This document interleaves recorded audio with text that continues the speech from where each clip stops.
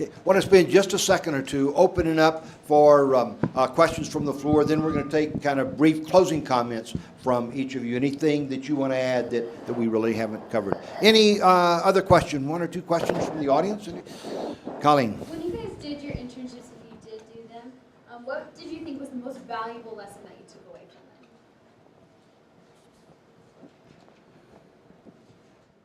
from them? I didn't do one. But I've worked with a lot of interns since then. Don't let them make you answer the phone. You show up, you answer the phone, you transfer the call, you go home. Don't let them do that.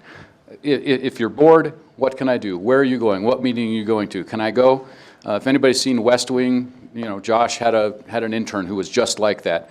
If you're going there, they're investing in you, you're investing in them. Make it a mutually beneficial arrangement, and don't answer the phone. Answer the phone when it's ringing, but don't let that be your job. Don't be timid, I think, is the message there. Get involved, take on whatever you want, volunteer, take it on.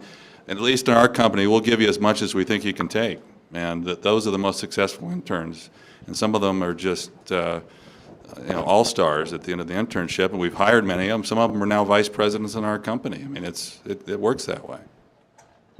I would add one other thing, Colleen.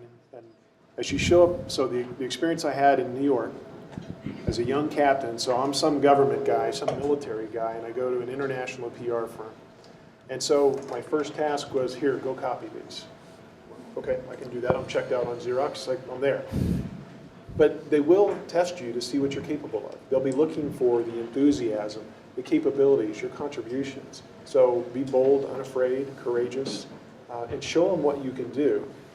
But it's kind of like that life lesson that there is no task beneath you, whether it's sweeping the floors, making copies, even answering the phones. Great advice, don't make that your job. But that was my experience in New York. And then after a while, I was representing clients and traveling on a government or the corporate card and those kind of things. So they'll see what you've got. Any other questions quickly? Yes, ma'am. So you guys have all been where you are for quite a while now. Basically, like, just what keeps you motivated, to keep going? Being in like the same thing for so long. She's saying we're old, I think. But we've been where we are. But in my business, it changes every year. We went through the recession. I've written bankruptcy plans for my corporation because I went in one day and I was told we are going to file for bankruptcy tonight if we don't get the bank loans. The excitement is always there. My specific niche, there aren't a whole lot of people doing what I do exclusively, but you never know what's going to come in. And the other way you can make a less dramatic job more exciting is don't approach the same thing over and over again.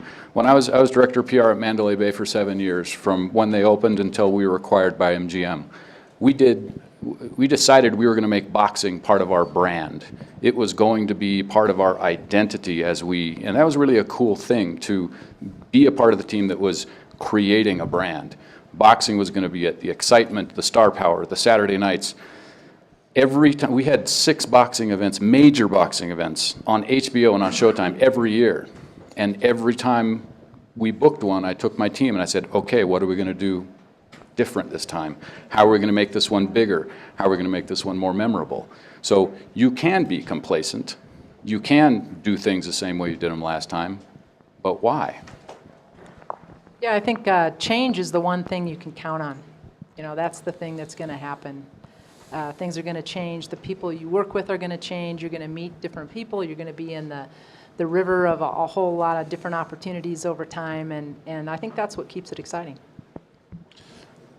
Yeah, so if you're going to get in this industry, be prepared for a wild ride.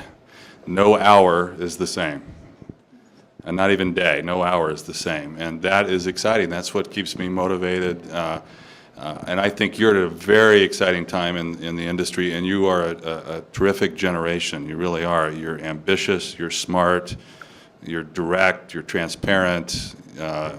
I work with a lot of folks your age, maybe a little older in our industry, and I marvel at you. And you're ready for it, but be ready for a wild ride, and never stop learning, never stop being curious, and take a great attitude to work every day, and you'll do well. All right, one more question, then we're going to have to cut out. Yes, ma'am. There's so many different social media sites now, and so in regards to a smaller business who may not have the resources or the time to invest in all of them, what would you say are the best social media sites to invest time?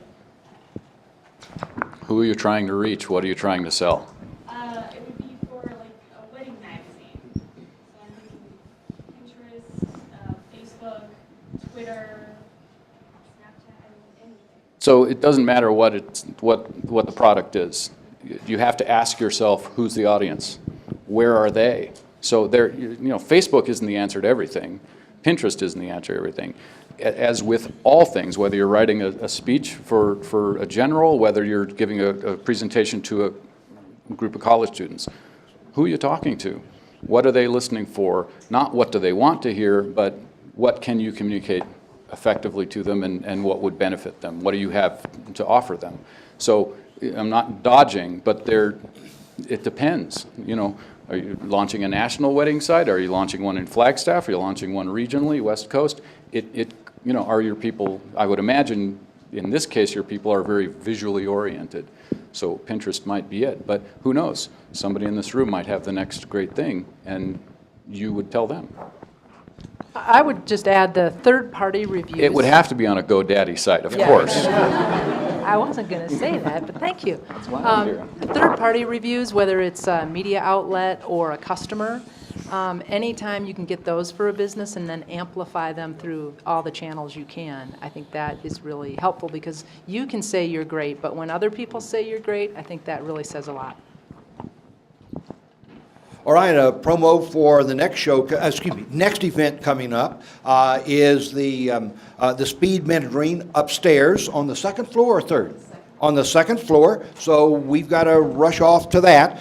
You've been listening to the SOC School of Com Forum.